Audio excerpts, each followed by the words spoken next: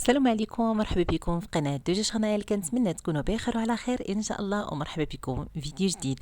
عارفه انني طولت عليكم الغياب لظروف ما، ولكن رجعنا فيديوهات جدادين ان شاء الله. المهم البنات، ما بغيتش نطول عليكم هذا الفيديو. قبل ما نبداو بغيت نقول لاي بنت صيفطت لي رساله تنقولها شكرا على التعاليق ديالكم الزوينه، على الدعوات ديالكم، الله يخطيكم يا ربي. المهم البنات، انا اليوم غادي نشارك معكم في صاله عمرني ما شاركتها معكم، اول مره غنشاركها معكم في القناه. اول حاجه عندي هاد التوب ديال الثليجه كيف كتلاحظوا. هاد التويب هذا غادي نديرو له الفصاله ديال داخله في خارجه. المهم اللي ما كتعرفش هاد الفصاله هذه اليوم ان شاء الله غادي نشاركها معكم. غادي يكون عندنا جباتور قصير. المهم البنات، ما نطولش عليكم هذا الفيديو. الا عجبكم المحتوى ديالي ما تنساوش الاشتراك في القناه وتدعموني بلايك باش يوصلكم كل جديد، ونبداو على بركه الله. واول حاجه غادي نديروها هو انني غادي نطوي الثوب ديالي. غادي نطويه على 2، ودائما الثوب كنطويوه في الطول ديالو وفي الظهر. يعني غادي نطويه في الطول وفي الظهر. المهم انا نطوي الثوب ديالي باش نبداو الفصاله. ومن بعد ما طويت الثوب ديالي البنات غنشرح لكم كيفاش غادي نخدموا هاد الخدمه ديال داخل في خارجه. كيف كتلاحظوا انني كناخذ الكتف ديالي يعني من وسط الثوب. تنكونوا من قبل خدينا الطول ديالنا، عاد كناخذوا الكتف. دائما كناخذوا القياس ديال الكتف من الراس ديال الثوب ديالنا، ولكن دابا مادام ان عندنا العرض ما كاينش ديال الايفازي اولا الثوب ناقص عندنا، يعني ضروري ما كنديروا هاد القضيه ديال داخله في خارجه. يعني غادي ناخذوا الطول ديالنا وعاد ناخذوا القياسات ديال الكتف. المهم كلشي غيبان لكم في الفصاله. اول حاجه كيف قلت لكم البنات اننا كنطويو الثوب ديالنا على 2 على الظهر ديالو، وكناخذوا القياس ديال الطول ديالنا يعني من منتصف ديال الثوب، يعني ماشي من الامام ديالو يعني من الراس ديالو، لا كنجيو للمنتصف وكناخذوا الطول اللي بغينا سواء كانت متر. المهم القياس المناسب ديال كل وحده. انا عندي متر، يعني انا هذا غادي تكون جبادوري ما تكونش قفطان اولا جلابه، يعني متر. يعني هذا القياس ديال المتر اللي خديت انا اللي هي 100 سنتيم هي اللي غادي ناخذ منها الكتف ديالي والربع والصدر كذلك. المهم اول حاجه كنديروها هو اننا كناخذوا الكتف. غادي نحاول انني نزيد الثوب ديالي باش تكون الشرح يكون واضح اكثر وتفهموا كذلك. وكنجيو للبلاصه اللي خدينا منها الطول ديالنا وكناخذوا القياس ديال الكتف.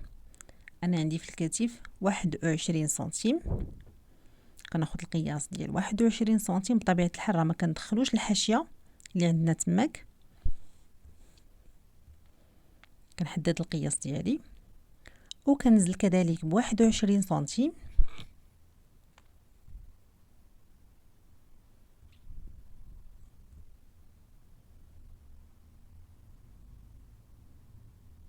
وكذلك الجهه المقابله 21 سنتيم.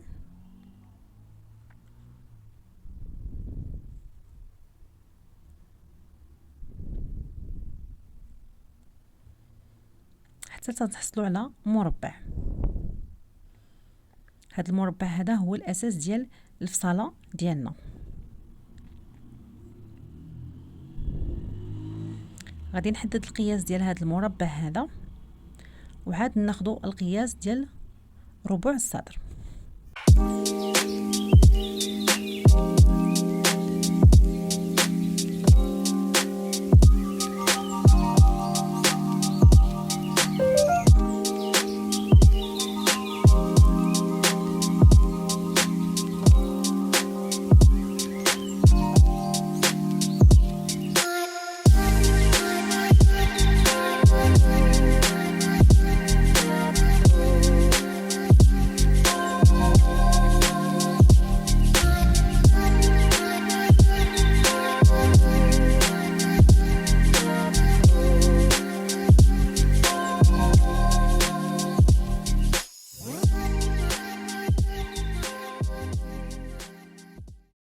ومن بعد ما حددت القياس ديالي كناخذ القياس ديال ربع الصدر اللي هو 27 سنتيم.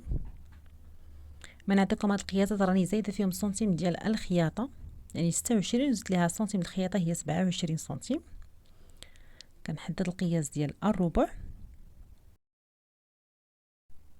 وكنطيح الكتف ديالي بجوج ديال السنتيم.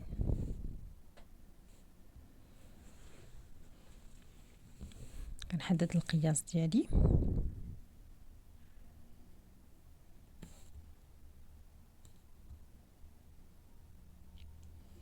كنقسم السنتيم ديالي بهذا الشكل، يعني نصف التركيز كناخدو، نصف التركيز، وكندخل بسنتيم ونص حتى لجوج ديال السنتيم، سنتيم ونص حتى لجوج ديال السنتيم.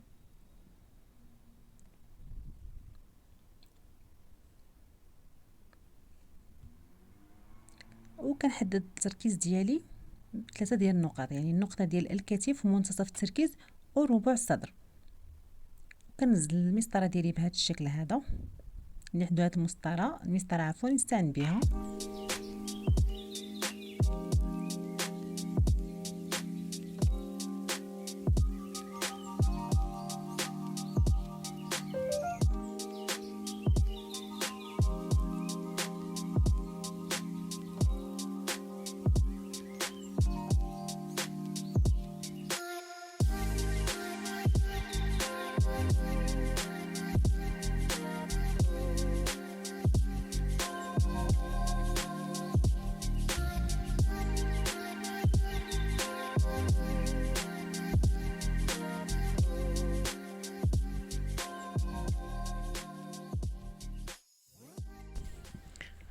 ومن منتصف الكتف كنزلو ب60 سنتيم، كتبقى قاعده اساسيه كنزلو ب60 سنتيم، وكناخدو دوره الحوض.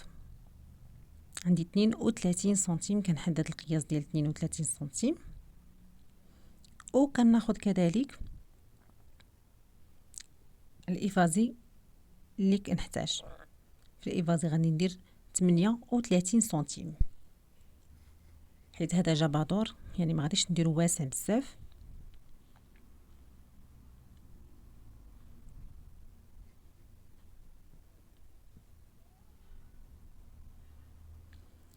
من بعد ما حددت القياسات ديالي كنصل ما بين النقطه ديال الافازي والنقطه ديال الحوض، وحتى كنوصلوا للنقطه ديال دوره الربع.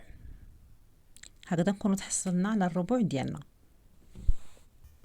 ومن بعد ما خديت القياسات ديالي كاملين غندوزو للفصاله.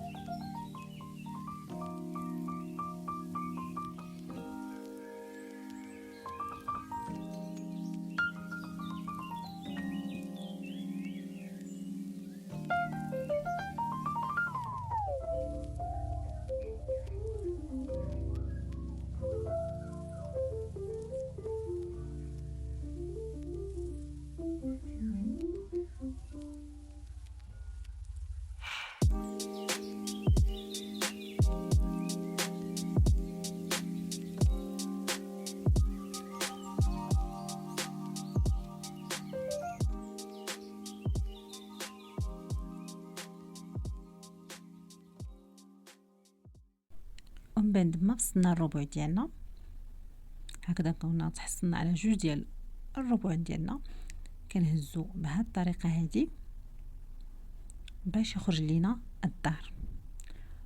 وكيف كتلاحظوا انني قلبت الثوب ديالي كنقلبوه بهذا الشكل هذا، يعني الحاشيه ديال الربع هي اللي غادي تكون في الظهر. وضروري ما تنتبهوا لهذه المساله هذه باش الظهر ديالنا يجينا يعني مشدود.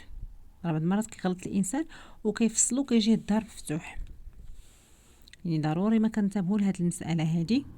يعني كنهزوا الربع وكنزلوه في الجهه المقابله بهذه الطريقه هذه. كنتمنى انه يكون الفيديو واضح لكم. يعني الربع كنقبطوه وكنقلبوه للظهر، وهاد الجهه اللي مفتوحه ضروري ما كتكون عندنا في الجهه اللي مسدوده. كيف كتلاحظوا ضروري ما تكون عندنا في هاد الجهه اللي مسدوده باش يكون عندنا الربع ديالنا عفوا الظهر ديالنا صحيح. الا درنا بهذه الطريقه هذه يعني الظهر غادي صافي غنكونوا ضيعناه وخرجنا عليه، ما يمكنش انه نعاودوا نصلحوه ولا شي حاجه. يعني ضروري ما ننتبهوا لهذه المساله هذه. يعني التركيز ديالنا تيكون في البلاصه اللي فصلنا، والامام ديالنا كيكون في البلاصه اللي هي الظهر اللي هي مشدوده، يعني الثوب تيكون مشدود ليها ماشي مفتوح. كنظن بانه يكون واضح. وبطبيعه الحال هذيك الحاشيه اللي غادي نزولها كنخرجوها شويه على القياس ديالنا، حيت هي ما داخلاش عندنا في القياس. وكنقاد الثوب ديالي بهذا الشكل هذا.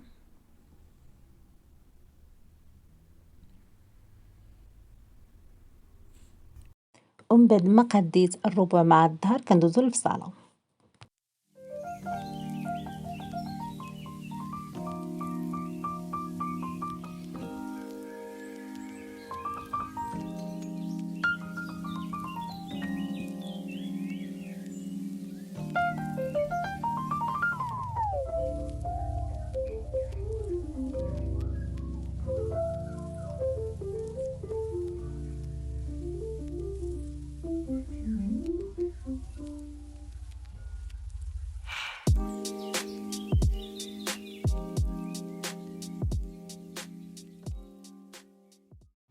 ومن بعد ما سالينا الفصالة ديالنا غنشوفو الربع والظهر ديالنا كيف خرج. هانتوما البنات كيف كتلاحظوا هذا هو الظهر ديالنا كيخرج بهذا الشكل الإيفازي ديالو. يعني طريقة راه سهلة وبسيطة، وهاد الطريقة هادي البنات فقط راه كنخدموها الثوب اللي كيكون عندنا ناقص. وكنعتذر البنات حيت مشى لي واحد الجزء ديال الفصالة ديال طريقة فصالة دورة العنق وكذلك دورة الربع، كنعتذر بزاف، ولكن الطريقة راه كاينة في القناة في عدة فيديوهات ممكن انكم تشوفوها. ودابا ندوزو لفصالة الكمام. كيف كتلاحظوا انني طويت الثوب ديالي على 4، دائما في صالة الكمام كنطويو الثوب ديالنا على 4. وكناخدو القياس ديال الطول، عندي في الطول ديالي 59 سنتيم.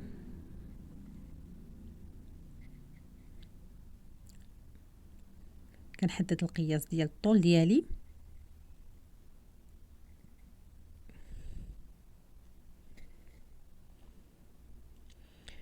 والعرض ديال الكمام عندي 17 سنتيم، كنحدد 17 سنتيم. وبالنسبه لهاد القياسات راه كتبقى على حسب القياس ديال كل وحده فينا، يعني ما تقبطوش هاد القياسات ديالي وتنزلوهم. والطريقه السهله ديال التركيز اننا كناخذوا الربع بهذا الشكل هذا، كنزلوه على الكميمات ديالنا، يعني على الطول اللي خدينا، وكنحدوا القياس ديالنا من منتصف التركيز بهذا الشكل هكذا. يعني كنحدوا منتصف التركيز ديال هذا الكم هذا،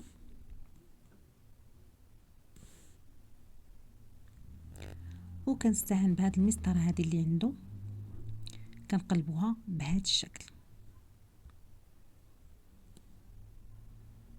يعني كنجيبوها في النصف ديال التركيز، وكنحدد القياس ديالي بهذا الشكل. اللي ما عندوش هذه المسطره هذه ممكن يخدمها غير بيديه، يعني طريقه سهله راه كيدخل تقريبا بواحد الربعه ديال السنتيم. وكنحدد القياس ديالو، وهكذا نكون تحصلت على التركيز ديالي. كنكون حيدوا هذيك 4 سنتيم اللي عندنا تحت الابط باش ما كتبقاش عندنا تما كاينه يعني الثوب زائد، وكيعطينا واحد الشكل جمالي اكثر. وكنحدد القياس ديالي. الطريقه راه سهله وبسيطه البنات، وهكذا نكون تحصلت على التركيز. ومن بعد ما تحصلت على الكم ديالي كنفصلو بطريقه اللي هي سهله كذلك. المهم الجزء ديال الفصاله مشى لي البنات. هكذا نكون وصلت لنهايه هذا الفيديو. هذه كيف لاحظتوا الطريقه ديال الفصاله سهله ديال داخله في خارجه. هادو الكميمات ديالي وكذلك الربع والظهر. كنتمنى هاد الطريقه تكون نالت الاعجاب ديالكم. راه البنات ملي كتسمعوا داخله في خارجه كتجي صعيبه، ولكن راها سهله بزاف بزاف. المهم كنتمنى انني نكون فدتكم. الى فيديو مقبل ان شاء الله، والسلام عليكم.